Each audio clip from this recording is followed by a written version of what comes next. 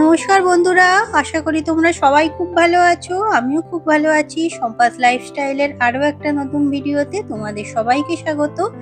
আর শনিবারের সকালটা একেবারে রান্নাঘর থেকেই শুরু করলাম। যদিও রান্না একটু আগেই শুরু করে দিয়েছি, ভাতটা আগেই হয়ে গেছে। এখানে ডিমগুলো সিদ্ধ করে এখন একটু ছাড়িয়ে নিচ্ছি। আর আমার শনিবারের মেনুতে হবে একটু মুসুর ডাল আর চিচিঙ্গা আলু পোস্ত। আর ডিমগুলো সিদ্ধ করে নিয়েছি, ভাবছি এগুলো হালকা একটু ভেজে নেব, তাহলেই হয়ে যাবে। আর এদিকে দেখো পেঁয়াজটা আগে কেটে নিচ্ছি। আজ যেহেতু শনিবার, তাই ছেলে মেয়ে সবারই ছুটি থাকার কথা। তবে আজকে বাবানের ছুটি নেই। ওর যেহেতু এক্সাম চলছে, তো আজকেই ওর লাস্ট এক্সাম। আজকে ও যাবে স্কুলে, তো ওর জন্য একটু টিফিনও বানিয়ে দিতে হবে। তো এখন এই যে চিচিঙ্গার তরকারিটা বসিয়ে দিয়েছি। আর চিচিঙ্গা জানো তো সিদ্ধ হতে একটু বেশি সময় লাগে, তাই আগে একটু ঢাকা চাপা দিয়ে রেখে ভেজে নিয়েছি। একটু নরম হয়ে গেছে, তারপরে পেঁয়াজটা দিয়ে এই যে এখন আলুটা দিয়ে দিলাম। এরপরে পোস্ত বাটাটা দিয়ে দেবো।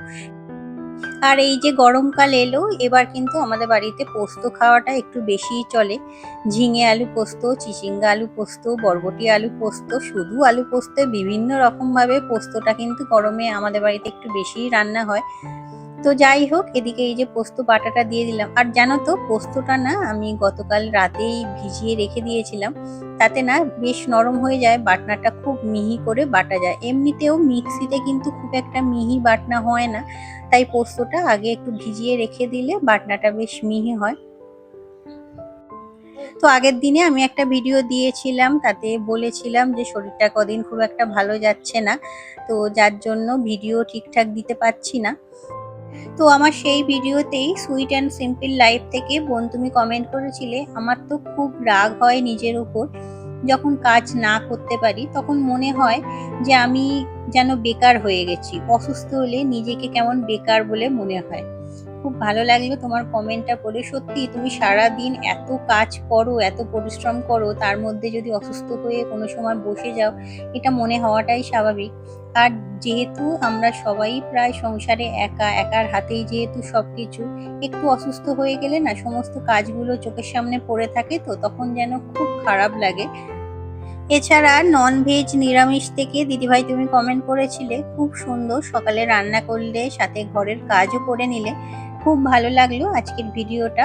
ভালো থেকো, শরীরের যত্ন নিও। অনেক ধন্যবাদ দিদিভাই, তোমরা এইভাবেই আমার পাশে থেকো। তো এদিকে এই যে রান্না বান্না সবকিছু তো কমপ্লিট হয়ে গেছে। এবার তারপরে প্রত্যেক দিনই নিয়ম মতো এই কাজটা থাকে, সেটা হলো রান্নাঘরটা একটু ভালো করে পরিষ্কার করে নেওয়া। তো সেটাই এখন করে নিচ্ছি। আমার আগের দিনের ভিডিওতেই ডিলাইটের দীপা আইডি থেকে দীপা তুমি কমেন্ট করেছিলে, আলুর রেসিপিটা খুব ভালো, দেখতেও হেভি লাগছিল। ছাদ ঝাড় দিলে, ডাস্টিং করলে ভালোবাসা রইল। অনেক ধন্যবাদ দীপা, এইভাবেই পাশে থেকো তোমরা। সুজাতা দে আইডি থেকে তুমি কমেন্ট করেছিলে, খুব ভালো লাগলো ভিডিওটা, আমাদেরও রাস্তার ধারে বাড়ি, খুব ধুলো হয় গো। হ্যাঁ গো, সত্যি রাস্তার ধারে বাড়ি হলে সুবিধা যেমন অনেক কিছুই আছে, তবে ধুলোবালি নোংরা প্রচন্ড হয়। আর এখানে জানো তো আশেপাশে প্রায় প্রত্যেক বাড়িতেই দেখি জানলা দরজা বেশিরভাগ সময়ই তারা বন্ধ করেই রাখে, যেহেতু ধুলোবালি হয়। সবার পক্ষে তো এত পরিষ্কার করে ওঠা সম্ভবও নয়, আমিও করে উঠতে পারি না, যতটা সম্ভব হয় করি। আর আমার না এই জানলা দরজা বেশিক্ষণ বন্ধ করে রাখতে ভালো লাগে না। দুপুরের দিকটা একটু বন্ধ করে রাখি, কিন্তু সন্ধ্যের পর থেকে আবার সেই খুলে দিই।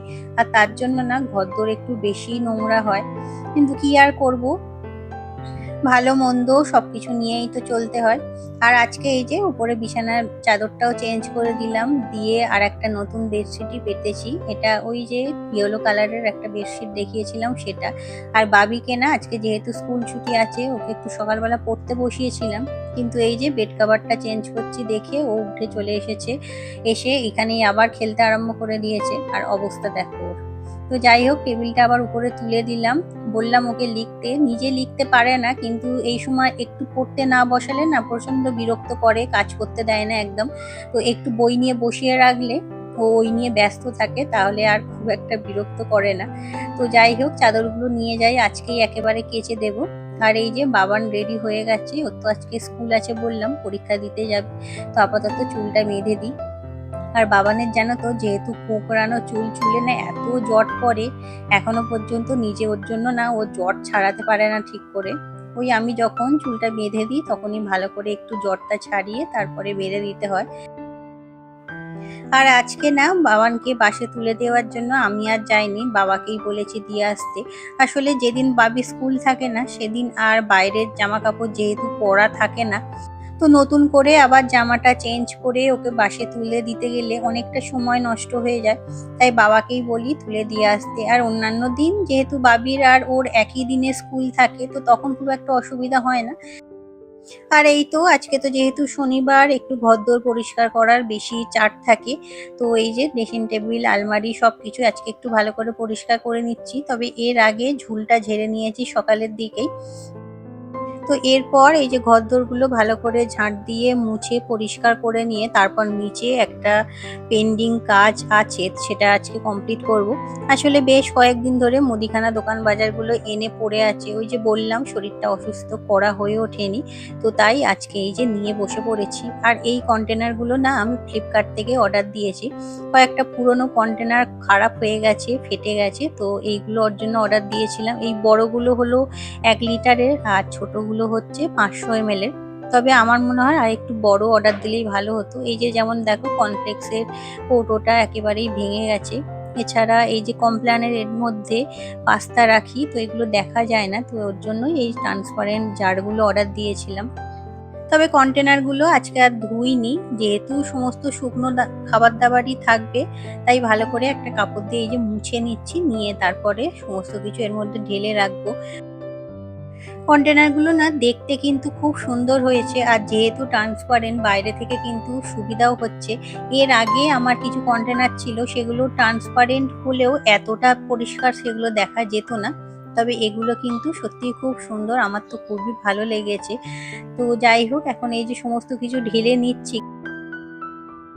আর এটা না মশলা চা, জানো তো, এটা সেই গোপালধারা টি এস্টেট থেকে এনেছিলাম। তো এটা ওই দুধ চা করলে তখনই একমাত্র এই চায়ের পাতাটা দেয়া যাবে। এর মধ্যে না চায়ের পাতার সঙ্গে অনেক কিছু মশলাপাতিও আছে দেখলাম।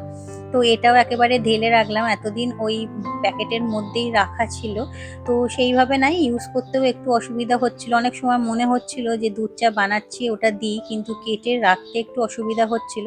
তো তাই ভাবলাম এই ট্রান্সপারেন্ট একটা ছোট জারের মধ্যেই রেখে দিই। আর সমস্ত কিছু গুছিয়ে নিয়েছি ওদিকে, যেগুলো অবশিষ্ট আছে সেগুলো ওই যে বড় কন্টেনারগুলোর মধ্যে ঢুকিয়ে রেখে দিলাম। আর এবার এই যে ক্যাবিনেটের মধ্যে যা যা রাখা সেগুলো ভালো করে গুছিয়ে রেখে দিচ্ছি। আর দেখতে পাচ্ছ কন্টেনারগুলো কিন্তু দেখতে বেশ ভালো লাগছে। তবে এরপরে আরও কয়েকটা অর্ডার দিতে হবে, আরও কয়েকটা চেঞ্জ করতে হবে, সেগুলো একেবারে খারাপ হয়ে গেছে। তো এবার আমার এই যে কিচেনের যে কাউন্টার টপের এখানে যে স্ল্যাবটা আছে, এটাকেও একটু গুছিয়ে নিলাম আলাদাভাবে। হলুদ রাখার যে কন্টেনারটা না, ওটা একেবারেই খারাপ হয়ে গিয়েছিল, তো সেটা চেঞ্জ করে দিয়েছি। আর এখানে চা পাতা, চিনি, সেগুলোও সব আলাদা আলাদা কন্টেনারে সুন্দর করে গুছিয়ে রাখলাম। তো এবার এই যে রান্নাঘরটা আর এই ঘরটা একবার ঝাড় দিয়ে দিচ্ছি, যেহেতু ওই জিনিসপত্রগুলো গোছালাম, তো মেঝেতে কিছু ছোটখাটো গুঁড়ো কিছু পড়ে আছে, তো সেগুলো একেবারে ঝাড় দিয়ে পরিষ্কার করে নিচ্ছি। তো আজকের ভিডিওটা আমি এখানেই শেষ করছি। আশা করছি তোমাদের ভালো লেগেছে। ভালো লাগলে একটা লাইক করে দিয়ে অবশ্যই চ্যানেলটা সাবস্ক্রাইব করে পাশে থেকো। আবার দেখা হবে পরের ভিডিওতে। ততক্ষণ সবাই ভালো থেকো, সুস্থ থেকো। টাটা।